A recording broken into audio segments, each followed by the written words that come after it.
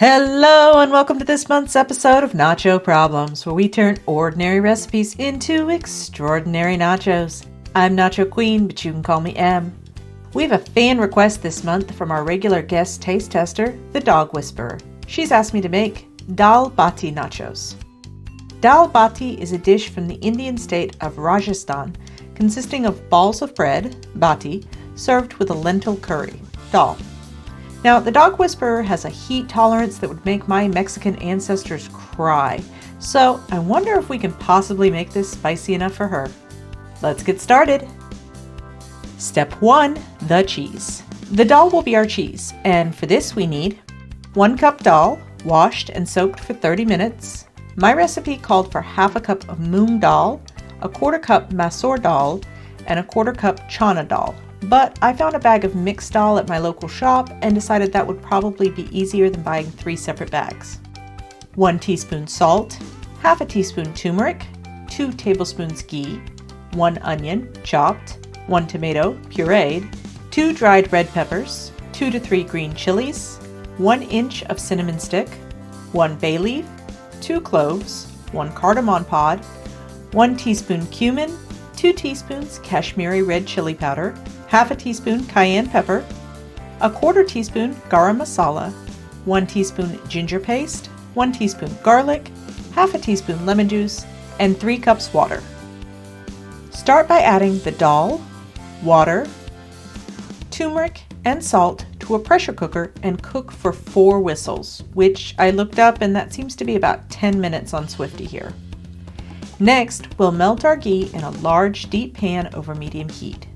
Once the ghee is hot, add in the cumin, bay leaf, cinnamon, cardamom, and cloves, and cook for about 2 minutes before adding in the onions, ginger, green chilies, and garlic, and saute for 1 minute more.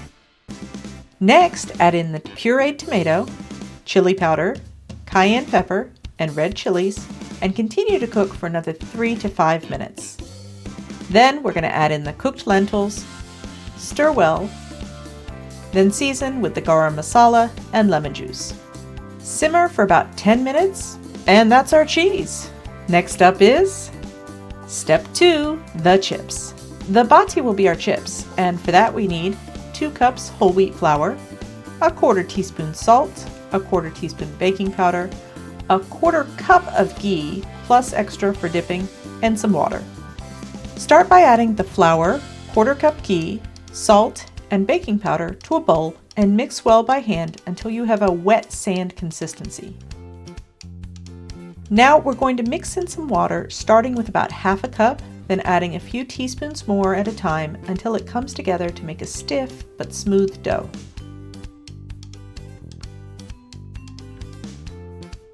Altogether, I probably added between 2/3 and 3/4 of a cup of water. Now, they do make special pans for bati, but as I don't have any, we're going to do our best with a mini muffin pan. Pinch off a little bit of the dough, roll it into a ball. Now with a sharp knife, very carefully score an X on the top of the bati and place it into the pan.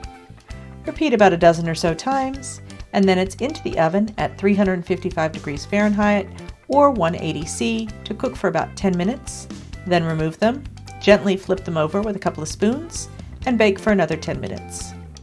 After baking, immediately roll them in the melted ghee, and that's our chips. All we need now is Step 3, the toppings. For our toppings, we just have some fresh cilantro or coriander leaves. Now, before you start yelling, "Em, I thought you didn't like cilantro." I don't, but this dish wasn't for me, as if you couldn't tell by the 4 different types of chilies in it. This was for our guest as a thank you for dog sitting over the holidays.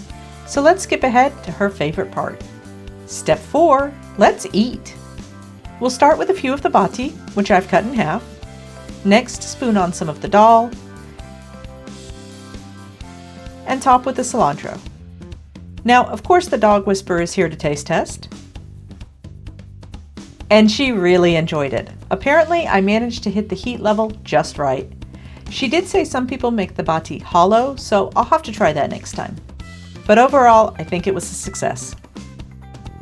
Well, that's all for this episode. I hope you enjoyed it. If so, give it a like and please consider subscribing if you want to see more nacho videos. If you have an idea for a future video, you can leave a comment or I've linked my Blue Sky below, but you won't find me on Facebook, Instagram, or Threads.